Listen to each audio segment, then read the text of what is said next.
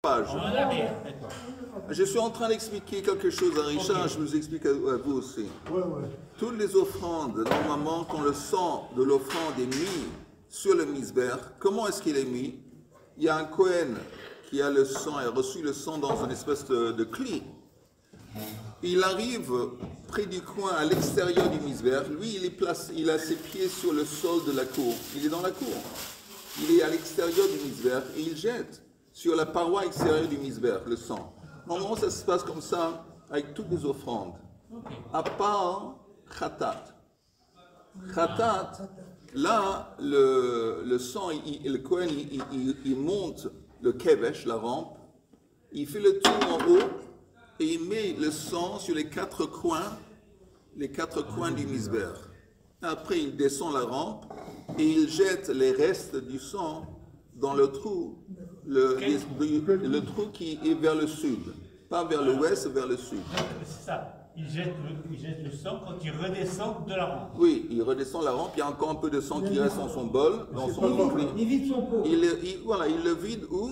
Dans le yesod, mais le yesod qui est en face du sud. C'est ça. Tandis que quand il y a du sang qui a été introduit à l'intérieur du Eichal, alors là, quand il y a des restes de sang, alors le Kohen il sort de Eichal, il les vide dans le trou qui est en face du Eichal, qui est à l'ouest.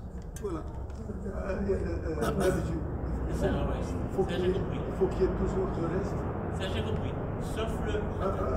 Sauf le khatat. Le khatat, c'est autre chose. Le khatat, il est différent dans le sens que le sang du khatat est placé en haut du misber sur les quatre coins. Et les autres offrandes, le sang des autres offrandes, il est jeté à l'extérieur du misber, en bas, en face du mur à l'extérieur du misber. T'as compris? Oui. Parce qu'il n'est pas mis sur les coins en haut. Ah, d'accord. Seulement le khatat, le sang est placé en haut sur les quatre coins du misber. Ce que je ne comprends pas. On va poser la question, ça fait deux fois que... Vas-y René, vas-y. Est-ce qu'il est obligé de laisser un peu de sang dans le... Non, il n'est pas obligé. Donc des fois il n'en reste pas. Non, normalement il y a toujours du sang qui reste. Il y a toujours qui reste. Il y a normalement toujours du sang qui reste. À toi. À qui? Non, sauf khatat ou pas. Il doit faire son boulot. Oui. Oui, alors. Il doit asperger pour le rideau, ensuite il doit faire les quatre coins, donc l'hôtel intérieur, d'abord l'hôtel extérieur, ok, ensuite l'hôtel intérieur, mais khatat ou pas, on n'a jamais parlé de ça. Non. C'est un rituel qu'il doit faire, quelle que soit donc la faute ou pas. Oui. Mais le khatat, encore une fois, le khatat de Yom Kippour, exceptionnellement, au lieu que le sang du khatat, il y a un khatat Yom Kippour, mais le sang du khatat Yom Kippour, c'est le bouc qui est l'Hachem, qui est en fin de compte un khatat. Et il est introduit à l'intérieur, non? C'est exceptionnel. Mais normalement, de toute façon, il fait, encore une fois, tu sais Richard, il y a plein d'offrandes différentes, pour plein de cas différents. Et encore une fois, normalement, la façon qu'on jette le sang est différente en fonction de la nature de l'offrande. Et la façon, qu'est-ce qu'on fait? Est-ce qu'on brûle tout la bête? Est-ce qu'on brûle seulement un petit peu? Tout ça, c'est en fonction de l'espèce de la bête. Ça, c'est tamid. Non, c'est tous les offrandes, ils sont différents. Il y a tamid, c'est une ola. Il y a ola, il y a shlamim, il y a khatat, il y a hacham. Il y a des catégories différentes d'offrandes. Et chaque catégorie, on se comporte un peu différemment avec chaque catégorie différente d'offrandes. Ola, shlamim, hacham, khatat. Et dans la catégorie de... Vous savez, je sais pas que vous vous dites ça avant le commencement de la prière. Vous avez une Mishnah qu'on dit... on dit une Mishnah Bokotovani, qu'on dit au début, chaque matin avant de commencer la prière. Vous le dites, vous? Hein? Non.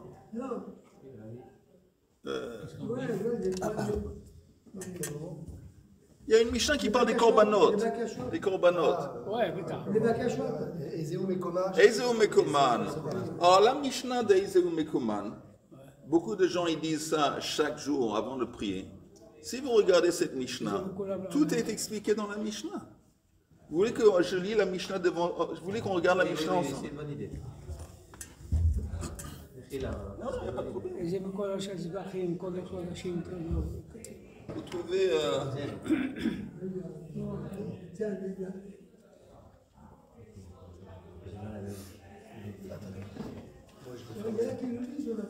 Juste fermer la porte. On peut juste faire le limoud des Nishmat. Oui, oui. Le limoud, ce limoud est consacré à l'Ilou Nishmat. Frecha bat simcha. Frecha bat simcha. Merci beaucoup. Alors, les fois chez les malades de mon père Shimon ben Rachmona. Et la refoua shlema au mira de Shimon ben Rachmona. Arik Zvi, Aryeh Zvi ben Chaya. Et d'Aryeh Tzvi ben Chaya. Pour Nissim ben Tamar. Et de Nissim Nissim ben Tamar. ben Tamar. Elad ben Osnat. Et Elad ben Osnat. et Elad ben Osnat.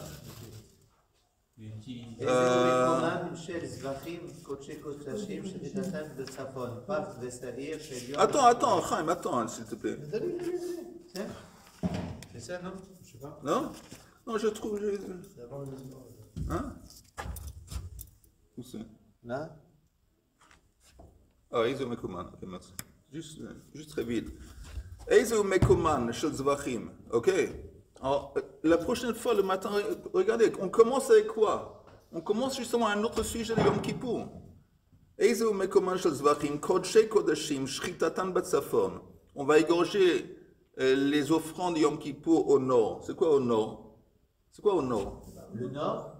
Eh ben, C'est sur le nord.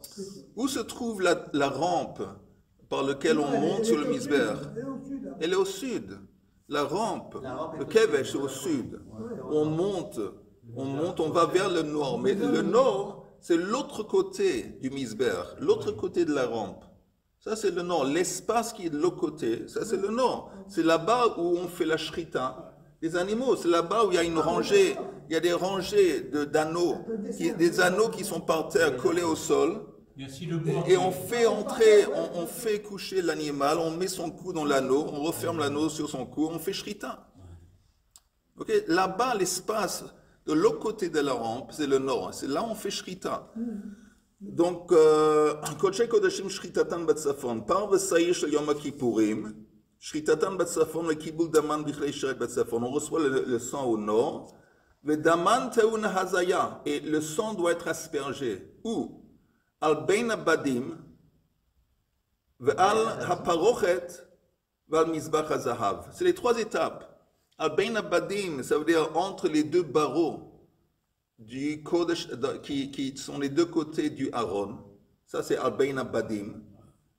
Al Haparochet, deuxième étape, quand il sort de Kodesh HaKodeshim, c'est en face du rideau.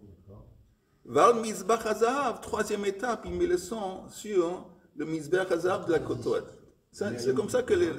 Matana achat me'akevet. Ici, il est censé de faire à chaque fois un en haut, 7 en bas. S'il y en a un qui manque, au lieu de faire 7 en bas, il a fait 6 en bas, c'est pas soul. Matana achat me'akevet. Maintenant, Shiere Adam, aya shofer, al yesod ma'aravi shel Mizbeach HaChitzon. Les restes du sang de Yom Kippour sont versés dans le trou qui sont vers l'ouest. Yesod Ma'aravi. On avait dit hier, le rebord en bas qui est à l'ouest, qui est en face de l'entrée du Eichal. C'est là-bas où il jette. Ve'im lo natan lo ikev. Et si pour une raison ou une autre, il n'a pas jeté les restes du sang, néanmoins le reste du service, il est caché. Lo ikev.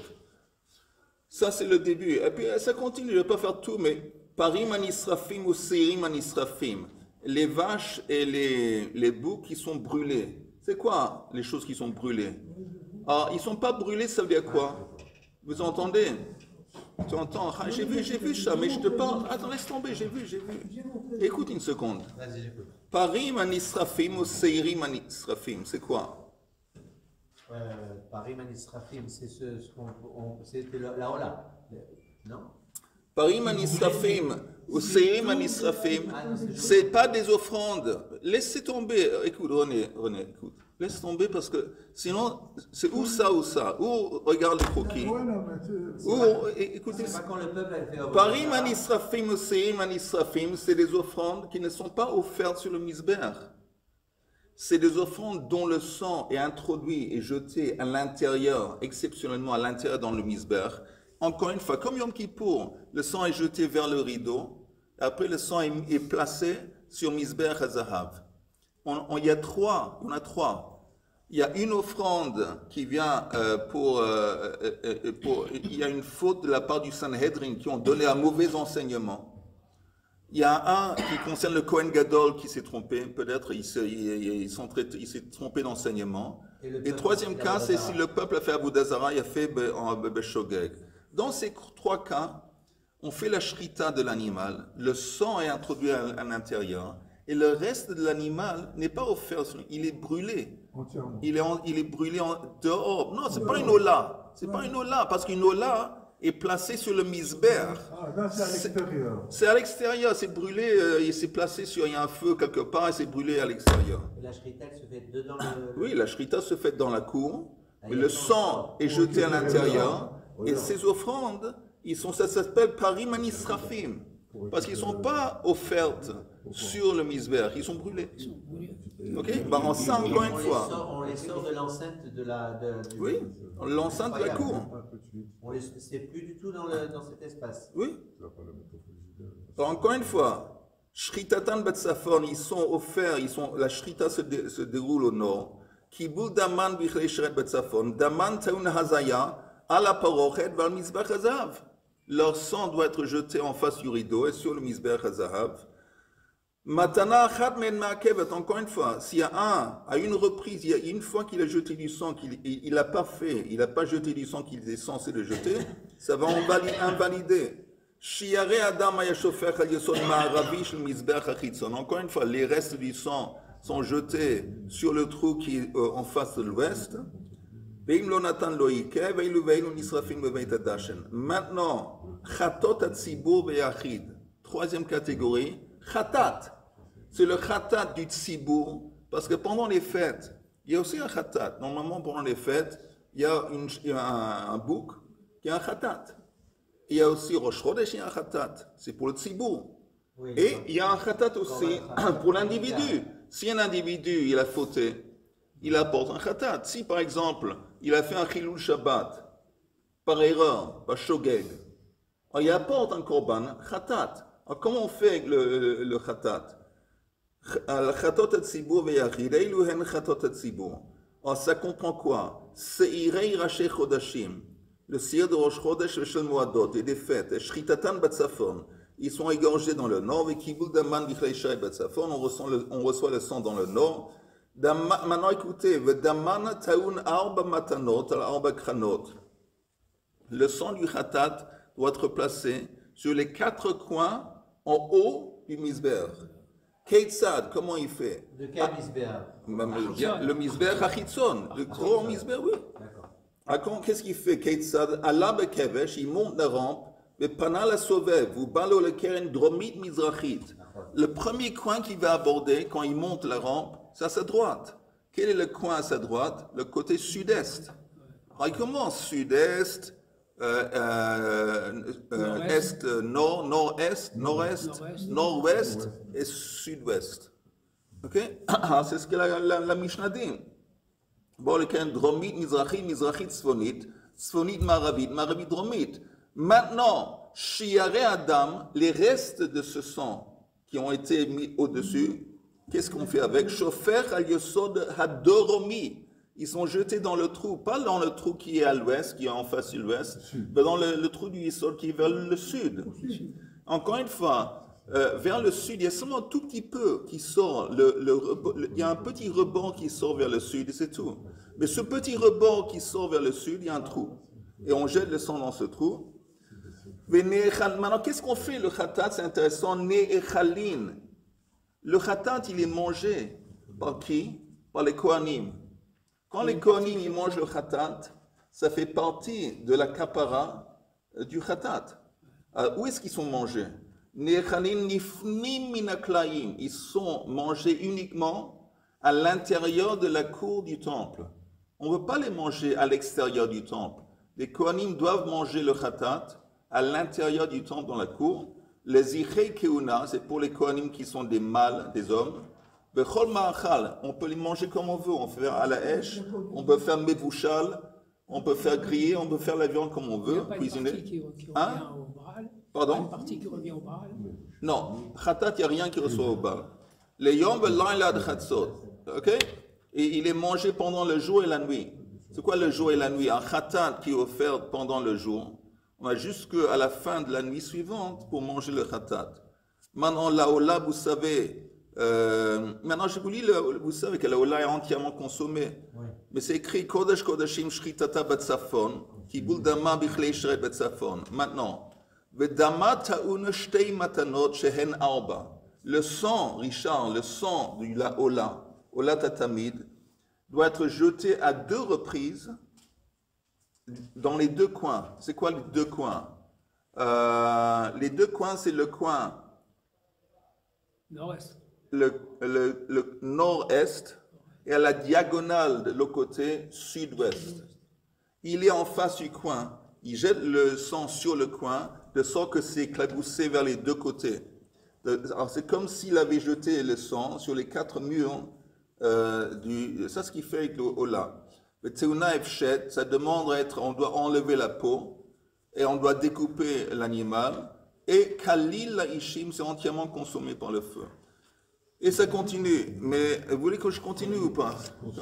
Non, non, on va faire la Gemara. Mais vous avez en gros, vous avez compris. Quelque chose qui t'a choqué, qui t'a traumatisé. Que les korbanot, les khatat, c'était, tu m'as dit?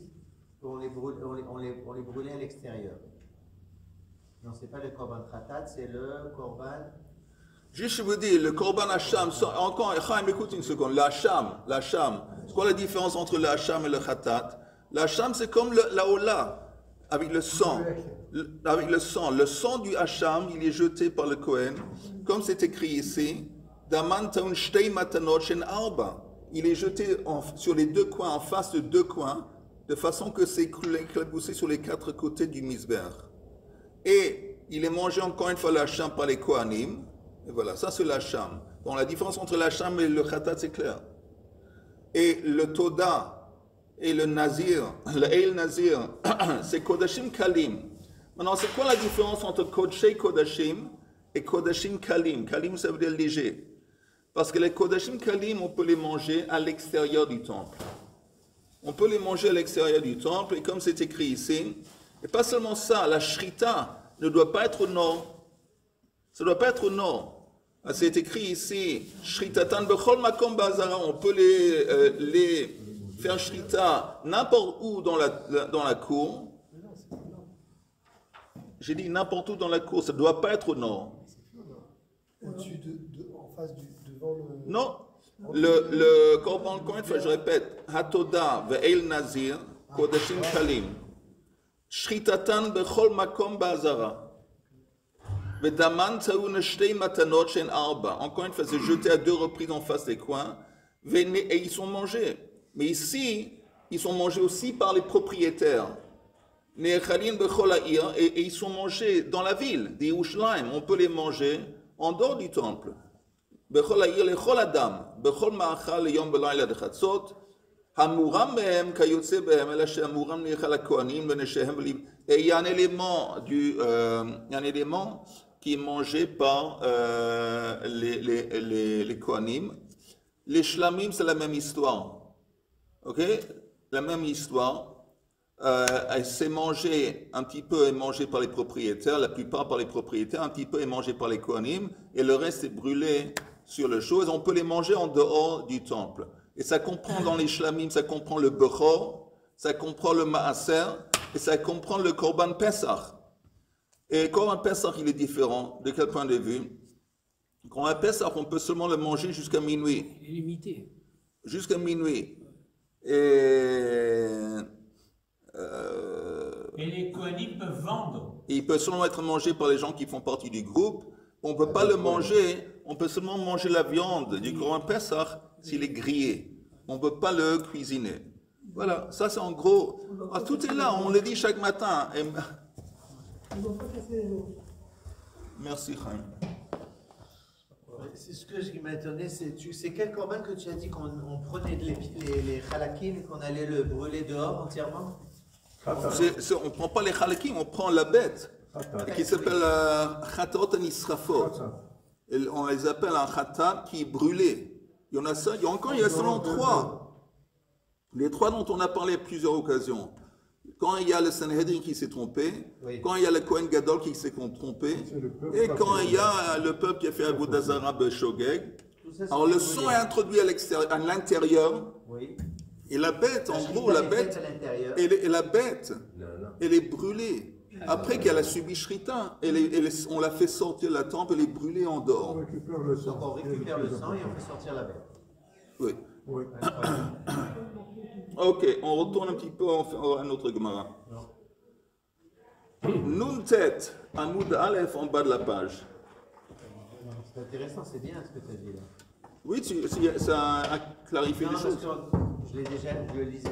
On le lit chaque matin. Je ne lis pas souvent, mais à l'époque je lisais plus souvent. Mais jamais j'ai fait de rapprochement. Maintenant qu'on étudie là et qu'on me voit, ça se. D'accord. Alors il va dire maintenant, il va essayer, Ce qui est bien, quelle est l'idée de lire cet extrait? Parce que c'est une Mishnah. C'est une Mishnah aussi sans machloket. C'est un chapitre de Mishnah entier, sans aucune machloket. Ça concerne uniquement les offrandes. Et pour les gens qui travaillent pendant la journée, ils n'ont pas le temps d'apprendre. Alors au moins, ils ont appris un peu de Mishnah pendant la journée. Et la Mishnah, ça correspond aux lettres Neshama. C'est pour ça que normalement, quand il y a quelqu'un qui est décédé, on dit des Mishnah, des Lui Nishmat pour la Neshama. Et avant de commencer de prier, c'est comme un échauffement, on s'échauffe spirituellement. Entre autres, quand on dit une Mishnah, quand on dit aussi les korbanot, le truc de korbanat tamid, la ketoret, entre autres c'est Chumash, il y a un peu de Mishnah, il y a un peu de Gemara. Et comme ça fait 2 choses. D'abord, ça sert en tant qu'échauffement. On se chauffe un petit peu spirituellement avant d'aborder la prière. Et deuxième chose, que pour ceux qui ne vont pas étudier pendant la journée, ils ont étudié maintenant. Ça, pendant, je ne sais pas, 6-7 minutes, 7-8 minutes, ils ont étudié un peu de Torah, un peu de Mishnah, un peu de Gemara, un peu de Midrash, et voilà. Ok, on est Nun Tet Amud Aleph, on reprend en bas de la page. En bas de la page, Mamash. On avait dit qu'une fois qu'on a jeté le sang dans les trous, que ce soit le trou qui est vers l'ouest ou le trou qui est vers le sud, ces sangs se rejoignent dans un canal et ils se déferlent, ils tombent en dehors du temple dans un Nahal Kidron. Tanoura Banan, dernière ligne, Nun Tet Amud Aleph. Tanoura Banan, tu es René? Non, mais je suis habitué que tu me demandes où on est. Tanoura Banan, Mo'alim Bedamim Divrei Rabbi Meir. Rabbi Meir dit qu'on n'a pas le droit d'utiliser ce sang pour nous-mêmes. Et si on le fait, c'est une transgression, c'est Meïla. Il faut payer, il faut rendre au moins la valeur de la chose que tu as pris. Et voilà. Et Rabbi Shimon, Vechachamim Omrim, Ein Mo'alim Bahem. Eux, ils disent qu'il n'y a pas de problème de Meïla. Encore une fois, quand on dit qu'il y a Meïla, ça laisse entendre que l'objet, on conçoit que l'objet était Kadosh. Quand on dit qu'il n'y a pas de Meïla, ça veut dire qu'on conçoit que l'objet n'est pas Kadosh. C'est simple. C'est-à-dire qu'une fois qu'il est passé dans une rigole, une fois qu'on a fait l'usage et qu'il a été jeté dans la rigole, il a perdu sa... Alors oui, selon Rabbi Shimon et Chachamim. Et selon Rabbi Meir, non. Alors on va voir en haut de la page suivante. Ankan lo pligei elemede Rabbanan. Apparemment, cette machloket, c'est seulement vis-à-vis de Meïla des Rabbanan. Aval mi de Oraita ein moalin ben. Il n'y a pas de problème de Meïla mi de Oraita. Et la différence, c'est, on avait dit ça hier, vis-à-vis des 20%. Si on a utilisé quelque chose qui est kadosh pour des besoins personnels, on a fait ça par erreur, on a fait Meïla, on a transgressé. Il faut rectifier en repayant la valeur du keren. et on ajoute 20%. Ça, c'est Midoraita. Mais ici c'est une Mila des Rabbanan. Et donc, ça se limite à repayer la valeur, disons, du sang qu'il a pris, mais il n'a pas besoin de repayer, d'ajouter 20%. Alors, la Gemara demande, où est-ce qu'on sait, d'où est-ce qu'on a appris que le sang qui a été versé après la Shrita, il n'y a pas de Meila, Midoraita. D'où est-ce qu'on apprend ça? Parce qu'il y a un verset qui dit Ki nefesh abasar badam ahi vani netativ lachem. Je vous ai donné ce sang à vous. Si c'est à vous, c'est que ça n'appartient pas. Ça n'appartient pas à la Kadosh Baruch Hu. C'est à nous. Si c'est à nous, ça n'y a pas de Meila. Ça, c'est une explication. De Vei Rabbi Shimon Tanaï, dans une autre explication, les chaper. Dans le verset, c'est écrit le même verset, c'est écrit netativ lachem. À la misber, les chaper al nafshotechem. Le sang est destiné pour faire kapara. Le kapara netativ, velo le meila. Et c'est pas un sang qui est disponible pour meila. C'est fait pour kapara et rien d'autre. Ça, c'est le deuxième argument pour dire qu'il n'y a pas de problème. Un troisième argument, Rabbi Yochanan Amar si vous regardez la fin de ce verset, c'est écrit les chaper al nafshotechem. Qui Adam hu banefesh yichaper. Ça veut dire quoi le mot hu? Adam hu banefesh. Le mot hu, il est un peu bizarre, il est un peu en plus. Et ça veut dire qu'il reste, dans son état, que ce soit après ou avant. Après la shrita ou avant la shrita, on va voir. C'est quoi l'Evkouf? Rachet Tevot Amakra. C'est quoi Amakra? Le verset a dit. La Torah? Le verset.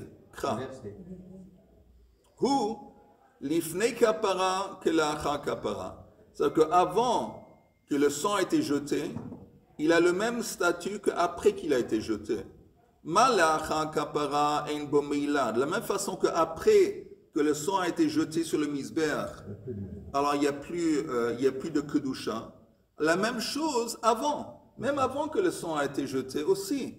Si quelqu'un va y prendre ce sang, l'utiliser, c'est pas bien, mais c'est pas de meila.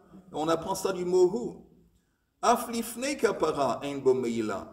La Gemara propose ve'em le'achar kapara que lifnei kapara. On pourrait dire l'inverse. On pourrait dire que après, c'est comme avant. C'est quoi après que la kapara a eu lieu? Le sang, il est comme il était avant. Ma lifnei kapara yesh bo meila. De la même façon qu'avant que le sang a été mis sur le misber, oui, il y a un problème de meila. Parce que tant que la mitzvah n'a pas été faite, le sang n'a pas été mis sur le misber, il est kadosh. Donc il y a meila. Afleacha kapara yesh bo meila. Donc il pourrait apprendre, s'il y a une comparaison entre avant et après, c'est que même après, si on va utiliser ce sang, il y a un problème de meila. C'est ce qu'on propose. Alors on propose encore une fois que c'est possible d'aborder en regardant ce mot hu. Le mot hu, vous entendez? Le verset qui dit, je répète ce verset parce qu'il est important. Ki nefesh habasar bedam hu. Parce que la vitalité de l'animal se trouve dans le sang. Ve'ani netativ lachem. Et je vous ai donné ce sang à la misber pour être mise et placée sur le misber. Les chaper al nafshotechem, pour expier pour votre âme, qui hadam hu ben nefesh yichaper, parce que le sang, il vient expier pour le nefesh. Ok? Mais le mot hu, encore une fois, ça veut dire il reste comme il est. Il reste comme il est, ça veut dire la même façon que le sang, le même statut qu'il avait avant, il a après, et vice versa. Alors nous, on a essayé de dire que la même façon qu'après, après que la mitzvah a été faite, le sang, il est maintenant profané, il est utilisable. C'est la même chose avant. Maintenant, on est en train de proposer l'inverse. La même façon qu'avant qu'il a été mis sur le misber, il est kadosh. La même chose après. Même après que la mitzvah a été faite, il est kadosh. C'est ce qu'on propose. Alors, regardez la Gemara, la ligne avant la fin. Ein lecha davar. C'est du jamais vu. On n'a pas quelque chose qu'une fois que la mitzvah a été faite, qui conserve son statut de kedusha. ça n'existe pas. Une fois que la mitzvah a été faite, c'est fini. Un exemple, un korban ola. On fait la shrita, on jette le sang, on brûle les morceaux sur le... Mais la peau qui a été enlevée, elle est profanée, elle est donnée au Kohanim en tant que cadeau. Parce qu'une fois que la mitzvah a été faite, et la kapara a été faite, c'est fini. Ça n'existe pas, ce que tu me dis. La Gemara dit, vélo, vraiment, veharei trumat adeshen. Je t'apporte un cas qui apparemment démontre le contraire. La première mitzvah qu'on fait dans le temple, le Kohen, il monte la rampe, on en a parlé plusieurs fois avec sa pelle, il enfonce la pelle dans le tas de cendres. Maintenant, c'est des cendres d'offrandes qui ont été offertes le jour précédent. Donc, les cendres, ça fait partie de quelque chose dont la mitzvah a été faite. Et néanmoins, c'est écrit, tu prends les cendres dans la pelle, et tu les places par terre sur le sol à côté du misbéach. Le fait que la Torah nous oblige de les placer dans le contenu de cette pelle par terre dans un endroit particulier, ça veut dire que c'est pas, il y a toujours une kedusha. On ne peut pas l'utiliser. Si on ne peut pas l'utiliser, il y a un meila. Meila, ça veut dire qu'en dépit du fait que la mitzvah a été faite, tu vois bien qu'il y a un meila qui s'applique toujours. Regardez le dernier Rashi. Il y a une maroquette là. Oui, regardez le dernier Rashi.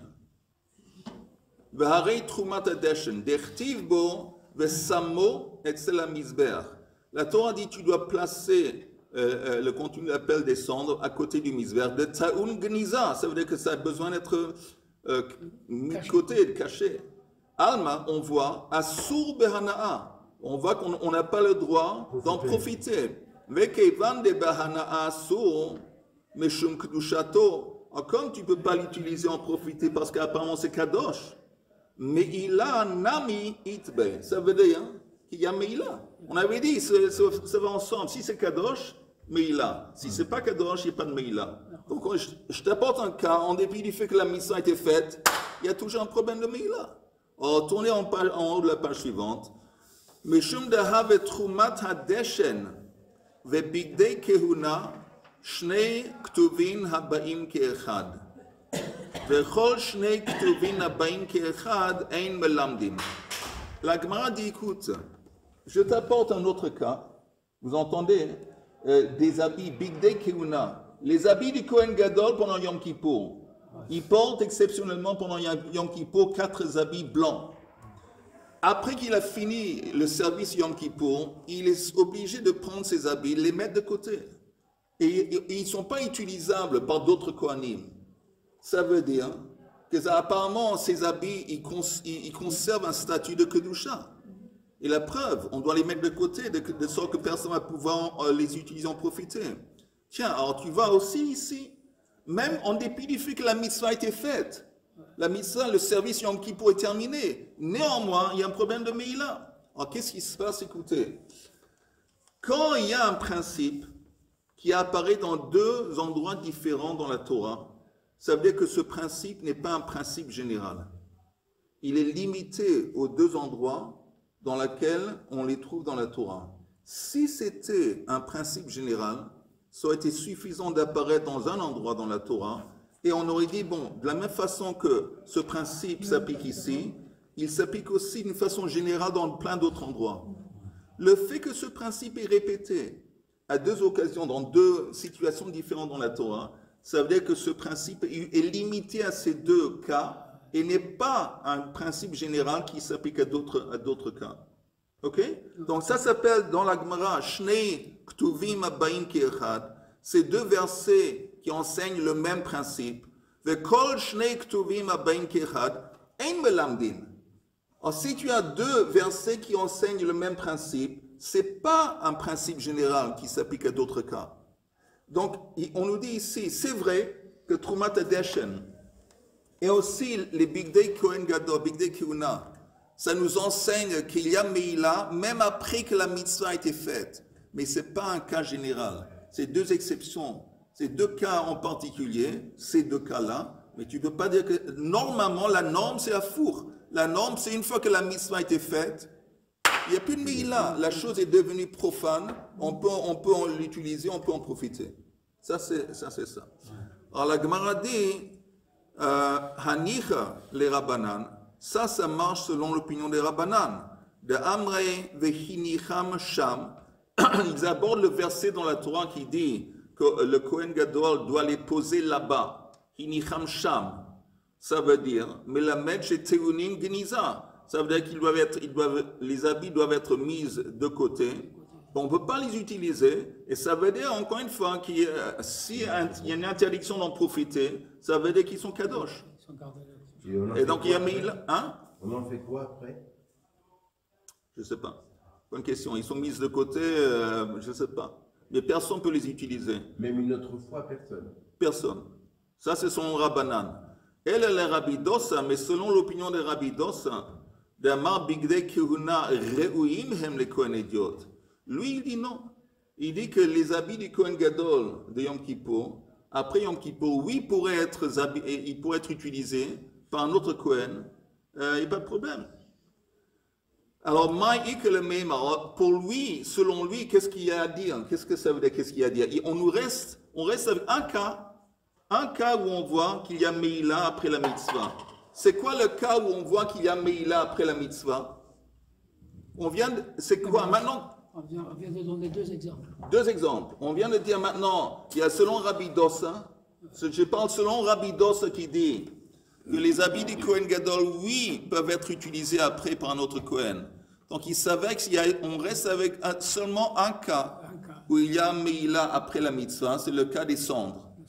Le cas des cendres, parce que les cendres, on parle d'une mitzvah qui a déjà été faite, l'offrande de l'offrande.